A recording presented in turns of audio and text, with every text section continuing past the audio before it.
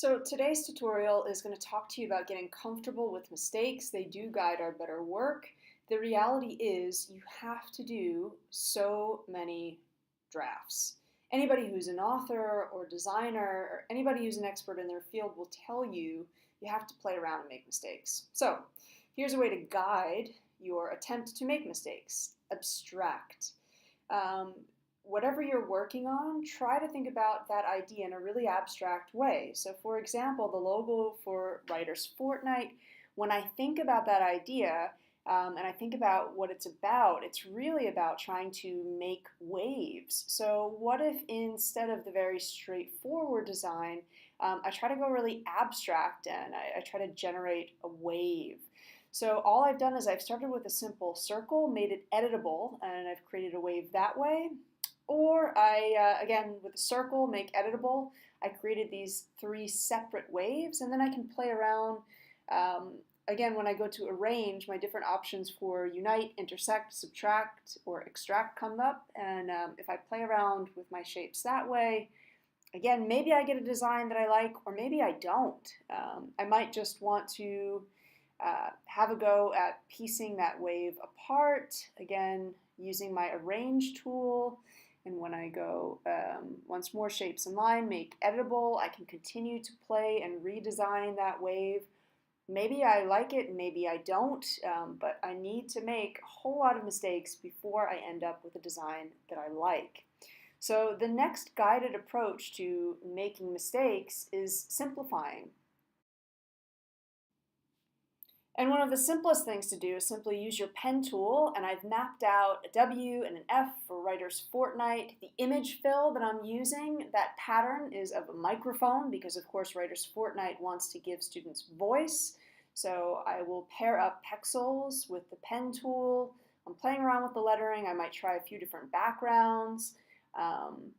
Again, I'm moving things around, I'm trying different alignments, I'm making mistakes, but in the long run, that's going to be the thing that helps me out. Maybe I decide I don't like the letters being filled, but I want the circle to be filled. I'll try a nice border for that circle. So Creative Commons is a great way for you to continue to experiment and play. So the megaphone there comes from the Noun project. Again, I have the rights to do that. And you'll see I've added a shape, I've made it editable so I can fill in that megaphone. And then I'm going to get an image from Pexels, which is also open use, meaning that the artists have created that work, they want us to use it. And I'm going to fill that in. So image fill, so I've got some text there. So again, the idea being, what does Writers Fortnight want to do? It wants to amplify your voice. And again, once I've created a shape, I can copy it, I can play around with the alignment here, I can rotate, I can flip the object around. So the important thing is during this whole rough draft process, you're not focused on the perfect design, you're focused on how many different things can I actually try out. Again, that's how you're going to end up with that end product.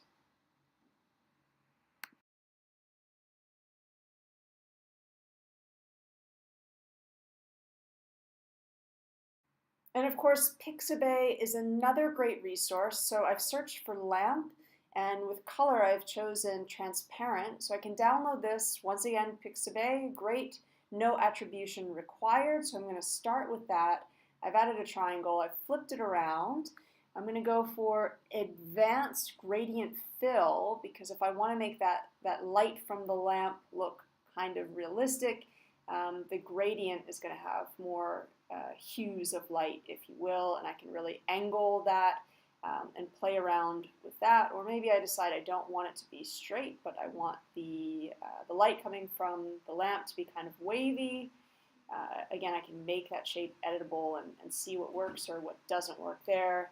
The key is I am comfortable with making mistakes. I might not love it, but I am trying.